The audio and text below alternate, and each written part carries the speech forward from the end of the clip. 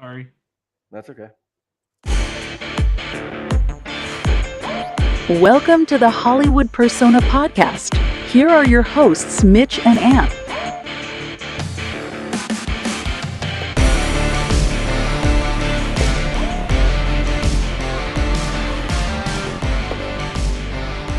Hello, everyone, and welcome to another episode of the Hollywood Persona THP. I am here with the birthday boy, Anthony D. How are you, buddy? What's up, Mitch? Thanks. Yeah, 39. I have a year to get my life together because I can't be 40 and not have all my shit together. I have a few more years to go, but we're pretty close in age. Yep.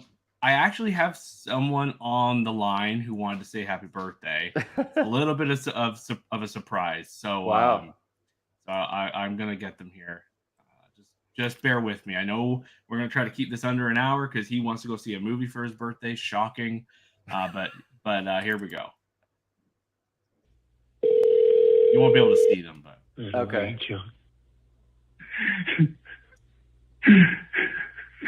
Happy birthday to you. Happy birthday to you. Happy birthday to you.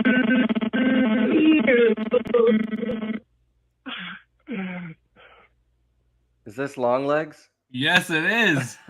That was their marketing campaign when you called they had them. the phone number. Yeah. Yes, so you could call them, and that. Wow. So I was thinking about it being your birthday, and then I'm like, "Fuck!" I'm like, I gotta. That was perfect. Yeah, Well I done. thought of that. Well done. I thought I was actually did something smart for once. I thought that That's was funny. pretty creative. Thank you. And just for shits and gigs, I know we're keeping this under an hour, but like, do you know who you share a birthday with? Michael Jackson. You do. Michael Jackson. A lot of good people.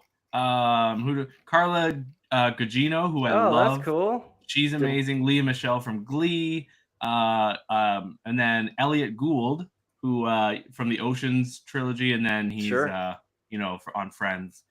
Leah Michelle, and then a lot of movie nerds will be happy to hear you share a birthday with Ingrid Bergman, who I have not seen one of her films, but yeah, we've talked her. about her, I think, over messages saying, have you seen anything from her? And it's like, no, but I know I need to.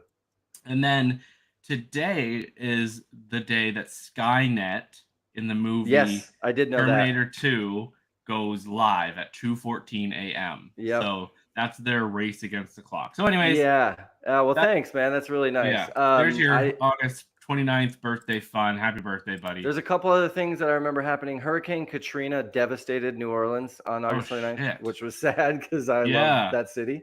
And was there one more that another famous, well, this isn't a famous person, but it's important to me. So my favorite band is this band called 311. I think I've mentioned them to you before. You have, yeah. The lead singer's son was born on August 29th, so that was cool. Oh, okay, cool. When she was born, I remember like tweeting happy birthday to whatever name Hexam, and he liked it or whatever, saying I share the birthday. So yeah, thanks, Mitch. That's really kind of you. And the Long Legs things is hilarious. I thought right away that was probably Long Legs. I'm glad I picked up on it. Lee Harkin, I think Harkin or something like that is the name in the movie. Oh yeah, Lee. Yeah. But I thought that was pretty funny. That's great. Fantastic. Yeah. So in this episode, I should have said at the beginning, we're going to be reviewing this 2024's The Crow, the remake, and just the little horror movie Oddity, which is now available on VOD. Shudder. And it is on Shudder now? Oh, I don't know if it is now. I know that's where it was going. But I think it's like just Prime right now and then it's going to be on Shudder. I think they're trying to get some money from it, but I will look that up. Yeah. And then why don't you just give us a little box office before? Yeah, I just have a couple things to mention. So we're recording this August 29th. Well, obviously, which is, the new movies are out for this week. So we don't need to cover last weekend necessarily, but I just want to mention a couple of notable things. So Borderlands dropped, we talked about it last week, how bad it dropped. It dropped another 80% to come in at number 14 this weekend, and it made $400,000. So not even $1 million. So that's kind of crazy. Now, I yeah. saw a headline, and obviously, people who just see a headline and don't fucking click and read. No, we all do it. Come on. But we all do it, and it said that it is not the biggest bomb of the year anymore because Crow is going to take that place, they think. So, one of my jobs is I poll audiences to get their opinions on movies. This is what the ballots look like. Oh, that's cool. What's that for? Oh, you haven't seen them? No. Oh, I thought I showed them to you. Actually, I think you posted it online. Never mind. Yeah. So I cool. did when I first ran into the guy. That was when getting the ball into the works. And actually, I'm trying to hire someone in Boston or Ohio. Do you need anyone in London, Ontario, Canada? No, we got enough people in London, Ontario for now. No, it has to be at an AMC, unfortunately. But yeah, I am really looking for someone in Boston or Ohio. We need a pollster out there. Oh. So I doubt anyone lives there that listens. But if you do and you live near an AMC and you'd be interested, let me know. Boston and Ohio. The next box office thing was Blink Twice, debuted at number 4, which isn't that great. 7.3 million, not a great debut. The Crow, like you just said, came in at number 8, which is also a terrible review. And what I was going to say about polling audiences, when I polled the audiences for Borderlands, I got about 44 ballots back, which is low. For like Twisters, I got 120. So 44 is bad. When I did The Crow, I got every single person that saw that movie while I was there, and it was 30, including me. Wow. So that's like multiple showtimes, only 30 people. And what was it? Cinema score? It got a B+. Yeah, that's weird. So it just shows you, like, if you go to cinemascore.com and look at movies, like, you'll see everything gets B's, C's, and A's. Yeah. Like, there have only been 19 F's in the 50 years they've been doing it. So it's just when someone pays for a movie themselves out of pocket and they pick the movie to go see, they're just more likely to be like, it was okay, I guess, and give it a B. So, but B usually means not very long legs. Like, it won't make a lot of money. Yeah. So that debuted at number 8 with 4.6 million. That's terrible. It'll just be cratering out from here. And Strange Darling opened at only 1.4, although that was only in 1,100 theaters. That's still a wide release. 1.1 million. I can't wait for you to see it because I want us to talk about that one. That's one thing I'm just gonna slip in before you quit talking about box office. The theaters around me don't know what to do right now because there's nothing to put in theaters. But there is. You texted me 4 things that you could have gone to see tonight, like Reagan and Reagan, Afraid, Still, Strange something. It's the new sci-fi movie. Yeah, there's 5 movies coming this weekend, and all 3 of my theaters near me are bringing Twisters back. Wow. Into like all of their premium format. Really? D-Box, IMAX. Yeah. They're just bringing it right back, and I'm like, it's rentable at home now. Deadpool and Wolverine are getting more spots, and Despicable Me 4 is getting all new spots. That's been on streaming for a while. Yeah, and I'm like, I want to see Strange Darling. Can't see it anywhere. The only other thing I can see is like Reagan. That's the only thing I'm pulling that one tomorrow, and we'll see how that goes because that's a docudrama. It's an older audience target. So Slingshot and 1992 are the other movies that are coming out this weekend. But I'll tell you what, man, this is typical. The box office, if you go back and look at Labor Day weekend, except for one, I forgot the title, but usually Labor Day weekend hasn't been a box office smash. Like, people just don't go that much for this weekend. So they kind of, they rush away from it. So they put out these smaller ones. And then of course the following weekend is when Beetlejuice, that's the next big one.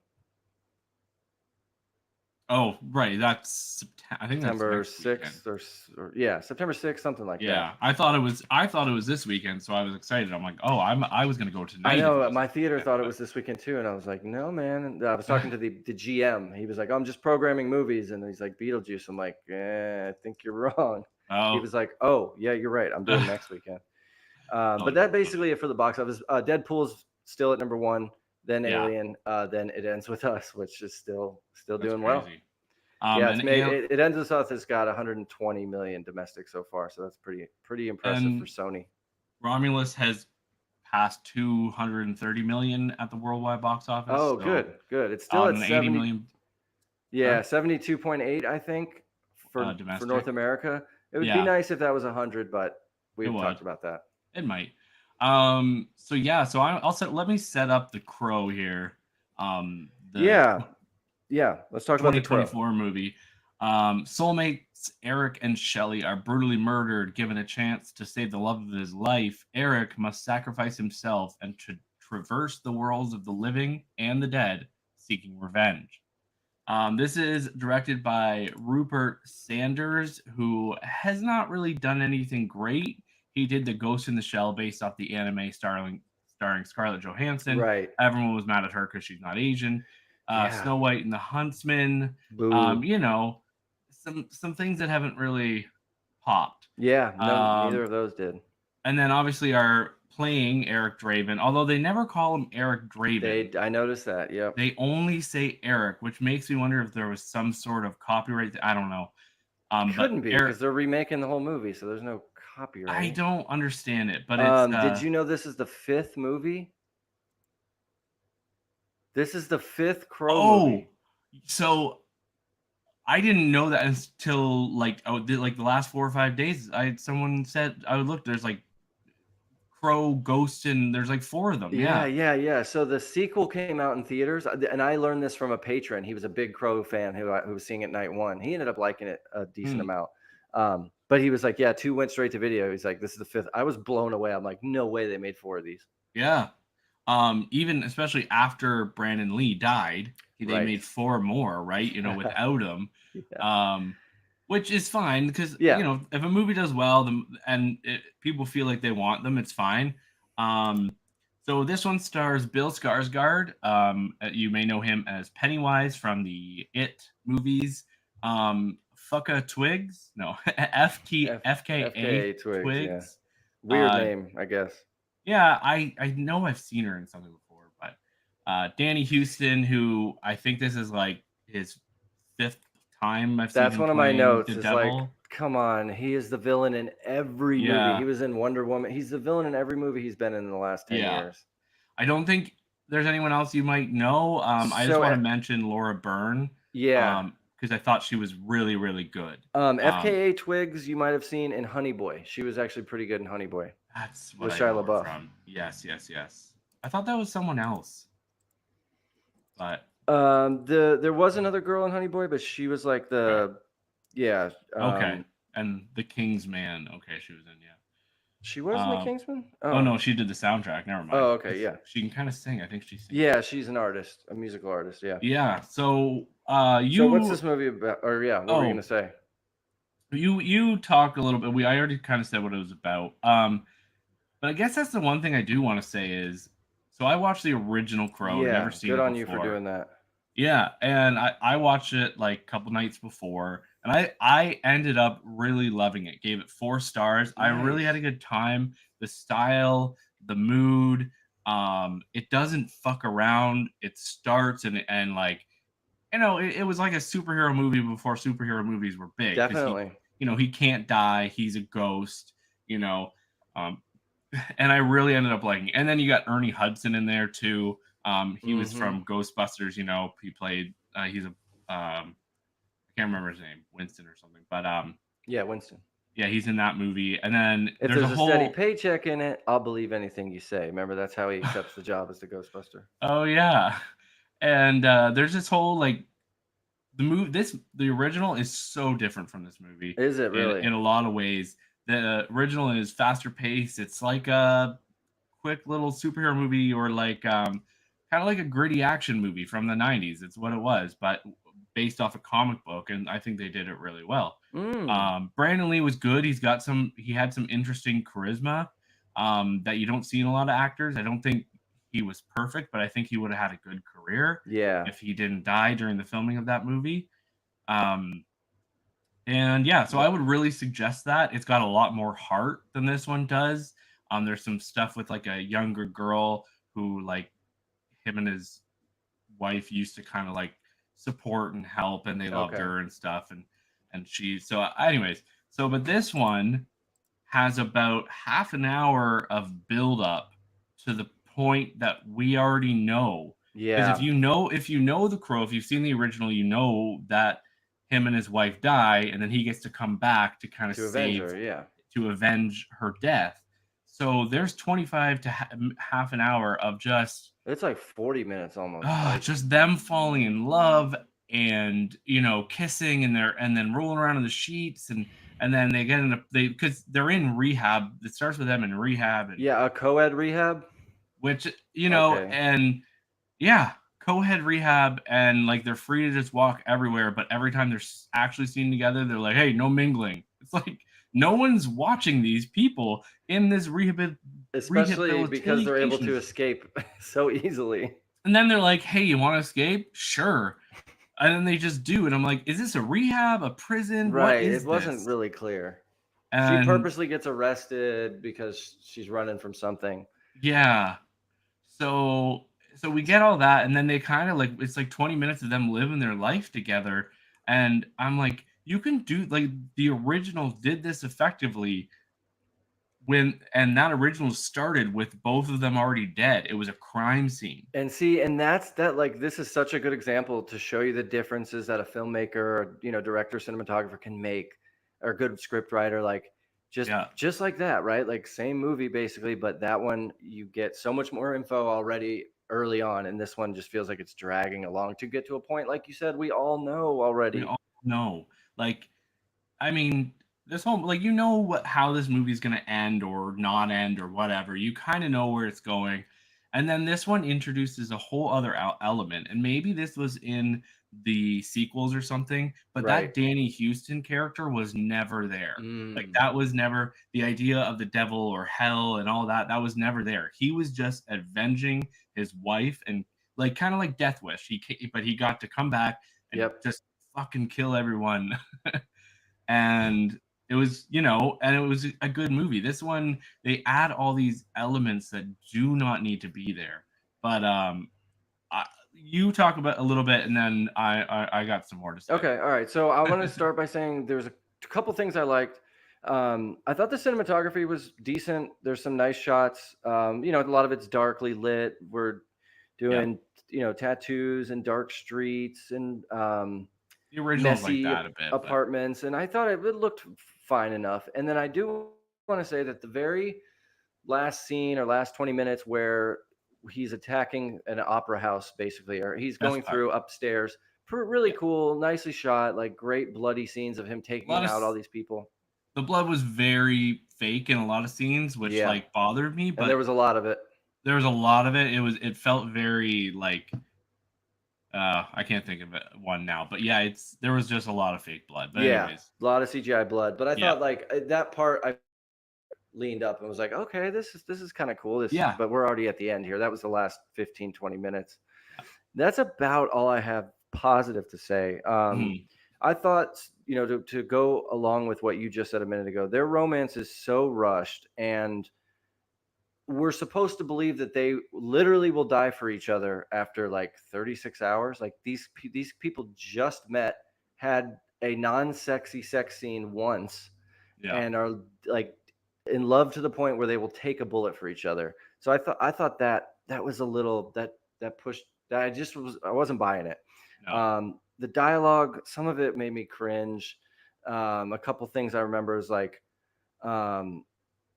he offers his soul for hers. It's like, again, you met 3 days ago. And she says something to him like, you're brilliantly broken, which again, like that's just teen. I could see 13, 14-year-olds like seeing this and thinking it's so deep and important.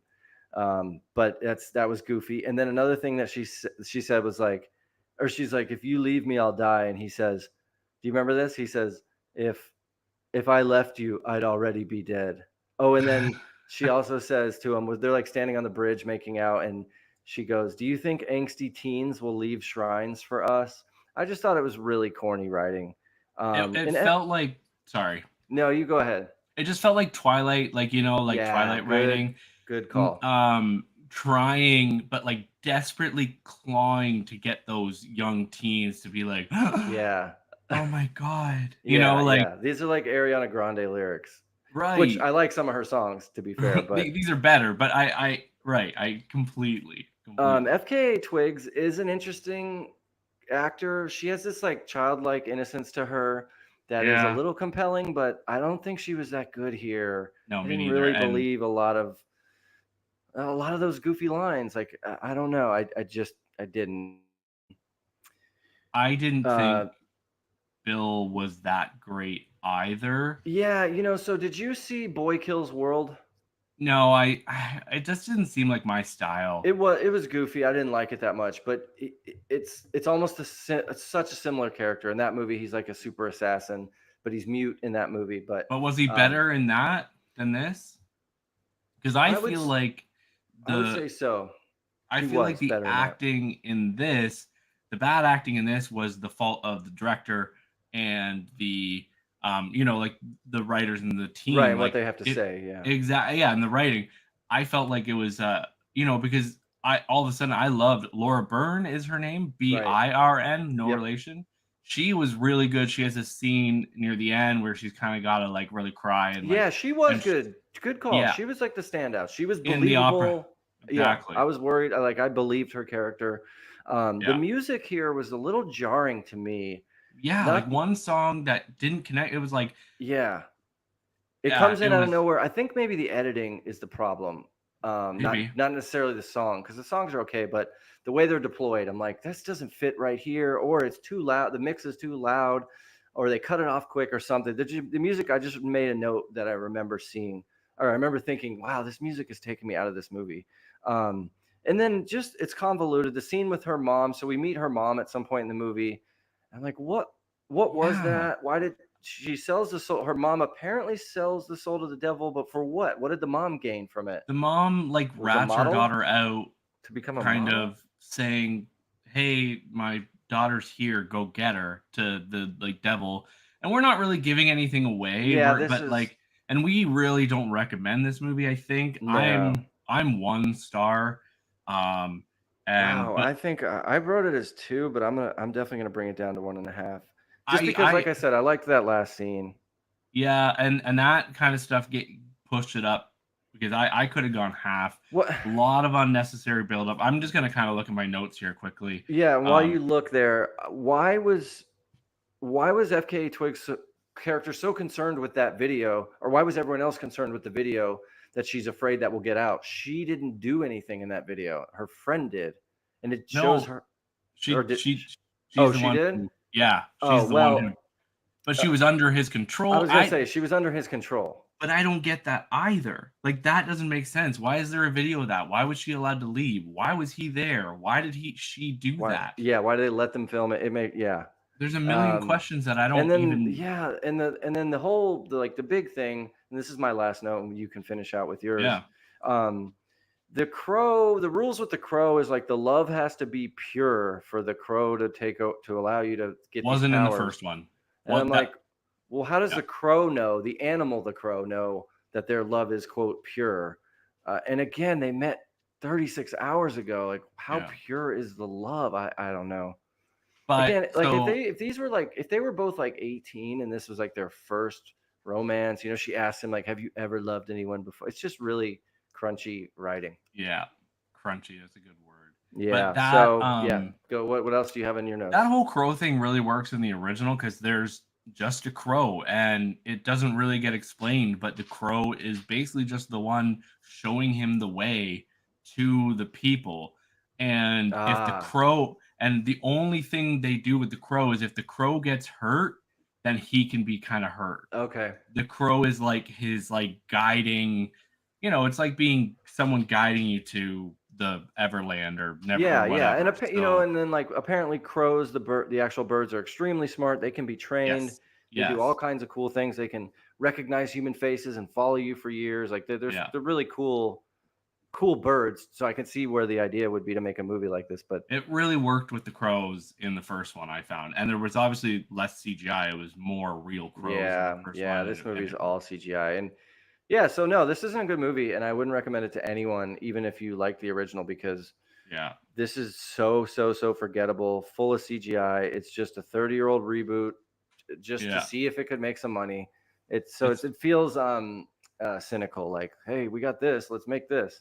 Yeah, it's So funny. no. The original director is kind of like laughing. Oh, I he's been heard he was laughing kind of over- roasting it. Yeah. Yeah, he's like, I didn't want you guys to do this, and look what happened. You fucked up, and I'm happy because like you should have just left it where it was. Like, yeah, the one thing like there was just so many stupid little things in this, um, like there was a whole storyline between the devil and this girl who plays piano, and that really went nowhere. Like he Oh keeps following yeah. her around this, like he's watching her on stage, and then he's got her in her limo, and then there's just a full bathtub full of water that Right. is there.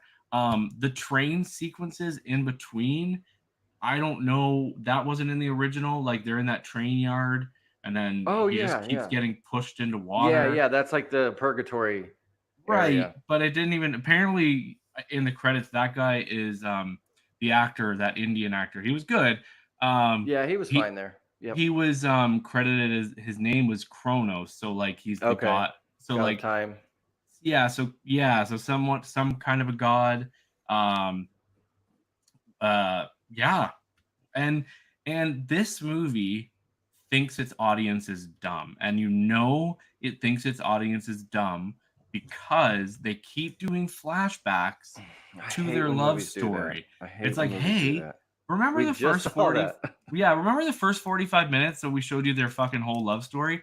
We're just gonna remind you again Yep. 4 more times. Yeah. And then the video and Right. We see that oh, video multiple times. multiple And we times. saw the actual thing happen, I think. Or no, maybe it was just in a flashback. I can't. Well, I And think the it was like they video. kind of really zoomed in on the video once they were like ready to show it. Yeah. Like they keep it as like this big secret, Right. And then It's once like, we, right. I'm Yeah. thinking while it's playing, I'm like, oh, what's in this video? It's got to be bad. You know, what happened? What'd she do? And it's like, There. oh, you were She under must- someone's spell. You're not even guilty. and like she killed someone, and her friends are still like kind of coming around, like they know what happened. Like they Right. know he is the devil and had her under control. How would they know that? How does she know Yeah. that? How did they know? Yeah. Like there's so many questions that I can't forgive this movie. So 1 star. Yeah. And Yep. Don't see it. Don't skip no. it. The I Crow. love my boy Skarsgård. Like he's an amazing Pennywise. we know He'll go he's down good. in history. John But- Wick 4 is excellent. He's great Yes. in it. Yeah. Great in So don't blame this performance on him. I think this was a director writing combination. So Yep. I could sit here and bash this for another while, but let's talk about a good movie. Do you want to set this one up for me? Yeah. So this is This is called Oddity. This is one of those Shudder horror movies that we get every like 6 weeks to like 3 months or so. It's Yeah. like it just pops 6, up. 7 a year, 8.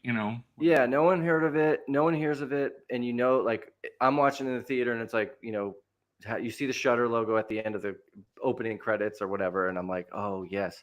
Like, wasn't When Evil Lurks a Shudder movie? Yeah. That Yeah, was it was. Shudder. So there's some movies. Yeah. So let me just describe this. So there's everyone in this cast I didn't recognize. Mm-hmm. I guess I'll set this up. Damian McCarthy directed. And he did a movie called Caveat, which came out on I didn't Shudder see. about a year and a half ago. It's not my favorite horror movie, but I love it in the same way. It's just literally this creepy rabbit, which actually has a cameo in the movie. Oh, nice. You see her when she's going to get the box the first time. Yep. See a shelf with some stuff on it, and the rabbit from that movie's up there. Oh, that's great. So Caveat, that's a good movie. Go watch it. It's on Caveat. Sorry. No, you're good. You're good. So the plot of this, which I'm going to describe, it doesn't really give you the whole story of the movie. So hopefully we can illuminate that with our review without spoiling it. Yeah. So this is the plot. So after the brutal murder of her twin sister, Darcy goes after those responsible by using haunted items as her tools for revenge. And so here you have Carolyn Bracken. She's playing 2 characters, right? Her sister. She's playing a pair of sisters, twin sisters. What? Wasn't she a twin? There's no way. Who are you talking about? The woman with the curses and the woman that dies at the very beginning. No, I guess they are. Sorry, they're not twins. They're not twins. One's blonde, one's brunette. Never mind. Oh! I thought you meant the same actress was playing both of them. No. I mean, like, are they twins in the movie?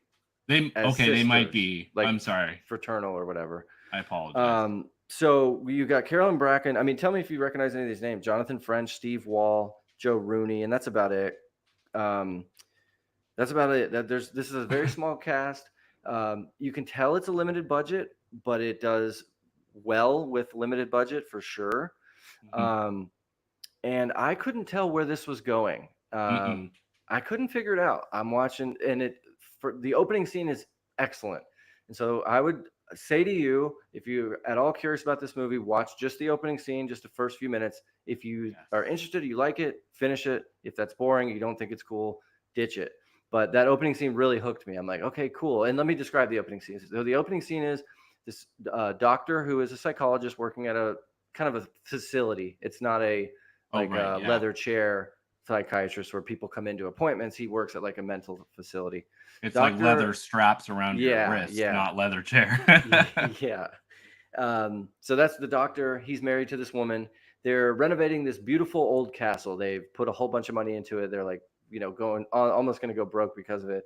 And so the woman, his wife, is there while he goes to work, and she's working on the house. She's putting, changing the floorboards, fixing it up. Meanwhile, she's sleeping in a tent in the house. It's in a very dark, woodsy area. A guy comes up, knocking on the door, looking creepy, wearing a hood. I guess we don't know anything about him yet, but he looks spooky. He has a glass eye. He's missing an eye, something. And he is pleading with this woman to not stay in there because someone is in there. Something is in there going to try and hurt her. And he says, at first he says, "Let me in so I can protect you." Which was it. In that moment, my body was doing I was so anxious, but also like thinking like, I feel like I trust him, or your brain really rocked my brain, and I liked it. And that's exactly what I was gonna say. In other words, I was gonna say it really feels like a good dilemma because he seems like he really means it, but it's a creepy guy by himself trying to get into your place in the middle of the night. Like it's a what do you do? And she's struggling with it too. She's like, shit, do I leave this guy in? Could he be telling the truth? But he looks creepy. And he's like, I saw someone walking out there. And then something bad happens. I mean, again, this is the first scene, so it's not really a spoiler. And I think I said that in the plot synopsis. So she gets killed, and then the movie starts from there. And it gets into this twisted web of curses and cursed objects. Her sister and her had an extremely close tie. And we're both very into the, well, I don't know if she was necessarily into the, her sister has her set up cameras in the house because she's trying to catch, ghosts or apparitions on it. Yeah. This movie's excellent. I thought it was like really well shot. There's some nice overhead shots. A lot of the camera movements coming over the top of the door frame to look down. A lot of it speaking of long legs, a lot of the frame you're looking around like, is there something out there? Is something. Yeah. So this director definitely has style, and I don't know anything about this director. I don't know any of his movies. Yeah. I hadn't seen Caveat, and I've heard that that's good. And then I guess he has some other. He has some other small movies too, but he looks to be a pretty younger director. So, yeah, I think it's excellent and very creepy. And I think I remember it being pretty short too, like 90 minutes or something. Yeah, I mean, I was so raring to go once I saw it's a shorter horror movie. I try to support everything Shudder does because I think they're really, sometimes they're hit or miss, but I think they're trying different things and they're supporting different directors, and they're a smaller streaming service, and I like horror. So do you. Yeah, they're good. They're cool. I like them because they always advertise on these small horror podcasts that I listen to, like CinemaSins on YouTube. They had a podcast and they used to advertise for Shudder, and I've just heard them, and they have a cool thing where they add one movie a day and they take one away. So there's always 30 movies. It's always 31 or 30 new movies every month. Yeah. We should get them as a sponsor. Yeah, we should. I know I love them. And the movie's very satisfyingly tense. Yes. And I think the movie is completely carried by the lead performance of Carolyn Bracken. She plays a blind woman, and she's very slow talking, and you just know just something's off with her. And then there's some comedy here too. There was a couple of jokes. Like there's a character in here that spells his name with one I. That character I mentioned at the very beginning of the movie, but he does have one I. And so the doctor at one point says, like, forgot his name, Gillian or Gerald or something, and he's like, "Does you spell that with one I?" And I remember laughing in the theater seeing that. So yeah, it's excellent. It's really excellent. It's a great little contained, low budget horror movie that's just great. What'd you think? Dude, I'm so. They were played by the same actress, and they're twins. I knew it. That's nuts. I knew it. I didn't. Holy shit. Is that not crazy? That means she's a fucking good actress, and Really good. I already thought she was good because all that stuff, like the way she was acting, and I really like how they handled like the timeline and everything, because he like the husband of her sister that died comes into the shop like a year later, and he says like, "Hey, I just wanted to come around, it's been a year," and you're like, "Oh, it's been a year." I'm like, "Okay." And then they do flashbacks later to kind of like uncover more of the puzzle, like what actually happened. We won't give anything away here. Another funny line before you continue is when he goes into the shop, she's blind, she's running a store that sells oddities and objects. She says, "Do you remember this?" She says, "Don't steal anything because I curse everything and I don't lift the curse until you pay for it." Yeah. It's a funny joke. It was and he even says like, "Does that work?" And she's like, "I've had some people come bring stuff back." Yep. Who have stolen stuff. You'll see on the poster, or no, you go ahead. I cut you off. No, you're right. I guess that's kind of where I was going to. Yeah. You see on the poster that there is some sort of doll, some sort of like wooden thing. I'd call it like a golem. Do you know what a golem is? I think it's a Jewish thing. It's like a big wooden thing, it's a sculpture of like a man. Like a wooden mannequin. Yeah, there you go. Wooden mannequin, that's it. Or like a bigger, what do you call those people? Puppeteer. If it almost looks like if a puppeteer was going to use a guy kind of thing. And anyway, so she just has it in this box. We don't really know why. It's bizarre, yeah. And this is one of those movies, like, see, I had all these questions in The Crow, and I'm asking, like, why? But I also don't care. In this movie, I'm like, I'm interested, but I don't need the answers. There's a scene later where we kind of get some answers with tweezers, and I'm not going to give anything more. Pulling things out. But, which, again, is a golem thing, I think. Is it? I think there's a religious thing where you, like, put the written thing in the golem's mouth. Supposed to answer the prayer. I've seen that in a movie before. I was gonna say I've seen it in a couple movies and at least like Family Guy or something. Okay.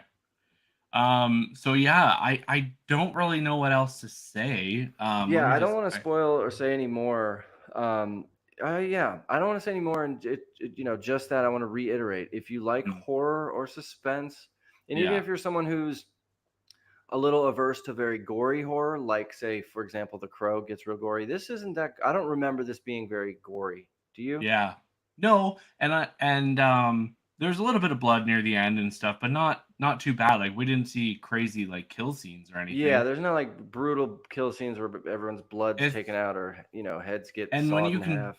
Yeah, like when you can do that and make horror fans happy. Yes. Without the gore and the blood, then you've done a good job, because a lot of horror fans will walk away and be like, "Oh, that was like, what? No, there wasn't anything I wanted. Nobody got axe murdered." But this is like tense. It reminded me, and of course, probably because they're both blind, but it reminded me a little bit of Hush, that Netflix movie. A little bit of Caveat, obviously, but yeah, the mood is just awesome. I think most people might know who the quote-unquote bad guy might be. Okay, yeah. You know what I mean? I thought it was kind of predictable. Oh, okay. But at the same time, I didn't expect the ending. Right. Even if even if you can see where the story's going, there's the ending surprised me too. It's a nice little flip around where I'm like, oh, okay. I was like, oh, like it's not. I want to kind of compare it to some movies, but then that would give it away. But it's not like your typical like ending where you're like, well, everything was wrapped up with a nice little bow. Right. But it's Yeah. but it's still good, and I really enjoyed it. Yeah, and And again with a cast of unknowns, I haven't yeah, seen any of these they're people all great. before. It's like that, that sometimes makes a movie even more immersive because you don't know them, so Yeah. they are these characters, and So yeah, it was sorry, acted well. It was acted it really well. was. That's all I'm gonna say. I gave it 4 stars. It might even be 4.5. So, Carolyn Brackett, I do know her from The Quiet Girl, which is what was nominated for an Oscar 2 years ago that we both Oh, I watched. did see that movie. We both saw it. I remember Yeah, us we talking did. about it. She was the mother. She We was the both kind of mother. liked that movie. It was an Irish movie. Yeah. She's very pretty and very pretty woman, and she can do a lot. She can disappear into roles. She kind of reminds me of like a Tilda Swinton type. Very Tilda Swinton. Good call. And then the other guy was Johnny French. He was in Caveat. Okay. So and he played He plays Declan something. yeah, the he plays Olin Boole, the guy Oh, and with the eye. Steve Wall, I think the guy that comes in the beginning, the creepy dude. Okay. It says he's in Dune, so I'm embarrassed Yeah. I didn't know who he was in Dune. Yeah, he probably had I think I saw that too. I think he was more of a probably like one of the Jesuit, or not Jesuit, but the Sand People. What do you call them? Yeah. I'm gonna see if I can find who he is just for my own edification. But yeah, he's not on this main list, so who knows who he was. That movie has 1,000 people in it. Yeah, really good. So you can rent it right now for $6.99 on Prime. I think it is worth it if you're looking for something, but it is coming to Shudder. Yeah, definitely check this out. This is Oddity. Came out this year. I saw it in July. I saw it almost over a month of July 18 or something, with not many people in the theater. And I remember when it came out, I remember sending you a text saying, "Have you heard of this? Have you seen this?" And we were both like, "What? No, what is this?" It's so weird when like even Strange Darling. Like I'd seen more about Strange Darling than this, but I'm more excited for Strange Darling. But this has a 96% on Rotten Tomatoes. Let me see what the 79% for audience. So I think that's pretty good. I could see some people being like, "Oh, the ending," but they complained about the no, I think it's perfectly written, and again, I think it's only 90 minutes, maybe even less. I remember it being very short. It will be streaming in a month on Shudder, September 27th. So check that out. We both loved it. I gave it 4 stars, I think. What'd you give it? I gave it 4. Yep. Yeah, I think that's about good. I could see it going up, and I would recommend it to anyone. I would recommend I'd watch this again. Yeah, I would recommend it over Caveat. I think Caveat was him finding his biting his teeth and getting into that world and finding his mood. But that's a movie that Caveat will stick with me forever. Cool. So why don't you just remind us, you kind of said it earlier, but what's coming out this I was just going to say, so we're going to close out here. But coming out this weekend, we had 3 or 4 movies come last weekend. The Crow, Blink Twice, Strange Darling, and then Between the Temples, which I've seen all 4. We'll eventually get to Strange Darling and Blink Twice, probably next week for Blink Twice. Yeah. But the 4 that are coming out there's 5. But one of them is from the producers of Sound of Freedom. So I don't know how well that's going to do. But 4 that are coming out today around me in Atlanta are Afraid, which is a PG-13 AI movie with John Cho and a few others. Then Reagan, which is a Dennis Quaid, Ronald Reagan docudrama, which I am working tomorrow. And is that the one from the same people as Sound of Freedom? Because this also has like some, John Voight's in it, and he's very right. No, that's not even it. I'll get to the Sound of Freedom one. Sorry. So then number 3 is 1992, which is a Snoop Dogg produced, or he's in. It looks pretty interesting. And then Slingshot, which is the one I might see that, or I might see Afraid. But Slingshot has keep calling him Morpheus, but Lawrence Fishburne. Thank you, Lawrence Fishburne, and it's like a sci-fi, cool, fun movie. And then the Sound of Freedom people is Cry. Oh, where'd it go? I just dropped it. Damn it. Oh, here it is. It is City of Dreams, and it actually looks like it might be okay. And just for the record, I didn't hate Sound of Freedom. It was fine. Okay. Yeah, it was. Yeah, fine. City of Dreams. It's about a Mexican boy dreaming of becoming a soccer star, and those dreams are shattered when he gets smuggled across the border and sold into a sweatshop in L.A. Who knows? Who knows? I don't know if I'll end up seeing it because that's 5 movies for just this 1 week. So they're kind of going to this for the same audience. Kind of, yeah, right? yeah. Like trafficking type movie. We'll see. It's Yeah. rated R, as listed as suspense, so Yeah. it could be okay. But yeah, so that's it. Between the Temples, Jason Schwartzman and Carol Kane. I saw it. I never thought I'd see. Yeah. I know how. I just had to look it up. How was it? I really didn't like it. Oh, okay. To me, it was like dry. It's dry, sarcastic humor. Yeah. And that's fine. There's plenty of movies like that I like, but it just didn't hook me. I could see like a Jewish family watching this and finding it hilarious. It's very Jewish. It's all about the Jewish faith. He's a cantor, which is like a singer for the temple. Oh, I went to temple a good half dozen times, or maybe a dozen, when I was a kid with some of my friends here who are Jewish. So been, know some of that culture. And anyway, he's great in it. He's actually really good in it. But oh man, it was boring. It was really long, but it's sweet. But I wouldn't recommend it. Between the Temples is just boring. Well, I will say before we go, we are on TikTok now, and we are on Twitch. And I just want to thank everyone who is watching us live. We've had 5 or 6 people pop in or out. Cool. When we had someone named Get. He's been commenting. I'm sorry. Have you guys ever met in person? No, we haven't. Nope, not yet. But that will happen.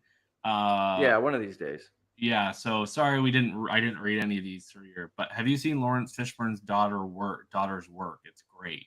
Have you seen? Yeah, that sounds familiar. Yeah.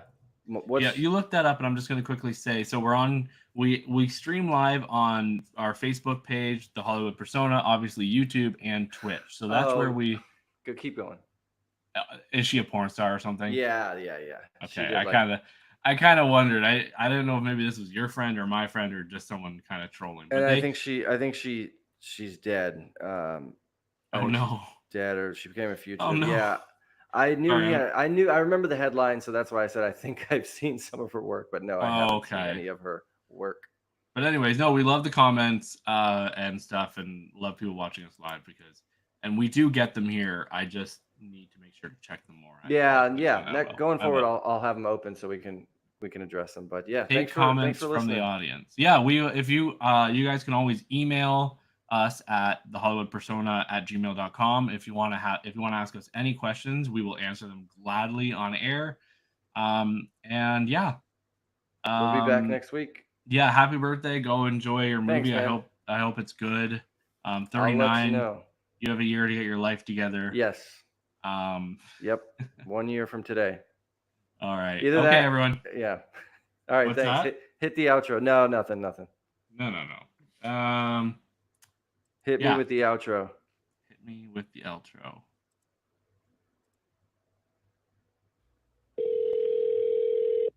Little angel.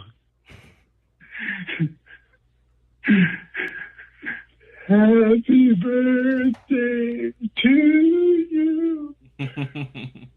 Someone's watching it on my Plex. Happy birthday to you. All right, everyone. Thanks for listening. Thanks. Bye. Bye.